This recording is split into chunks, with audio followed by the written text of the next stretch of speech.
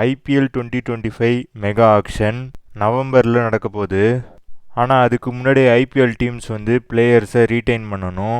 IPL retention rules, அதாவது ஒரு டீமும் எத்தனை பிளேயர்ஸை ரீட்டைன் பண்ணணும் அப்படிங்கிற ரூல்ஸ் பற்றி நியூஸாக பரவிட்டுருக்கு. அதாவது பிசிசிஐ என்ன பிளான் போட்டிருக்காங்கன்னா, எல்லா டீமுமே 5 பிளேயர்ஸை ரீட்டைன் பண்ணலாம்.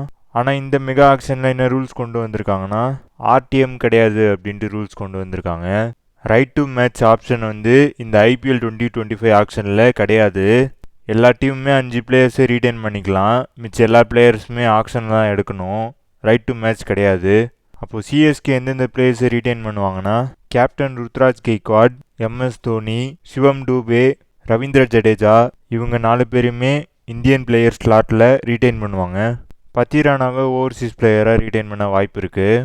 டெவான் கான்வேவையும் ரச்சின் ரவீந்திராவையும் இவங்க எப்படியாவது ஆக்ஷனில் எடுத்தே ஆகணும். ஏன்னா டெவான் கான்வே வந்து ஐபிஎல் 2023ல் ஓப்பனராக ருத்ராஜ் கெய்க்வாட் கூட சேர்ந்து சூப்பராக பர்ஃபார்ம் பண்ணியிருக்காரு. ரச்சின் ரவீந்திரா வந்து யூஎஸ்ஏல நடக்கிற எம்எல்சியில் சூப்பராக பர்ஃபார்ம் பண்ணார். இப்போ நடந்த டெஸ்ட் மேட்ச்சில் கூட 91 ரன்ஸ் அடித்தார். ஒரு சூப்பரான ஃபார்மில் இருக்கார்.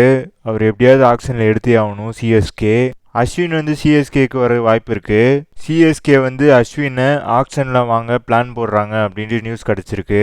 அது மட்டும் இல்லாமல் ஷமியை ஜிடி ரிலீஸ் பண்ணாங்கன்னா சிஎஸ்கே வந்து ஆக்ஷனில் வாங்க பிளான் போடுறாங்க அப்படின்ட்டு நியூஸ் கிடச்சிருக்கு. ஐபிஎல் ரிட்டென்ஷன் அனௌன்ஸ்மெண்ட் வந்து பிசிசிஐ வந்து இன்னைக்கு இல்லைனா இந்த வீக்குள்ளே ரிலீஸ் பண்ணிடுவாங்க. பிசிசிஐ வந்து அஃபிஷியலாக அனௌன்ஸ் பண்ணிடுவாங்க. இதேமாரி நிறைய அப்டேட்டுக்கு நம்ம இன்ஃபோபேட்டை சேனலை லைக் பண்ணுங்கள், ஷேர் பண்ணுங்கள், சப்ஸ்கிரைப் பண்ணுங்கள், பக்கத்தில் இருக்கிற பெல் ஐக்கானும் கிளிக் பண்ணுங்கள்.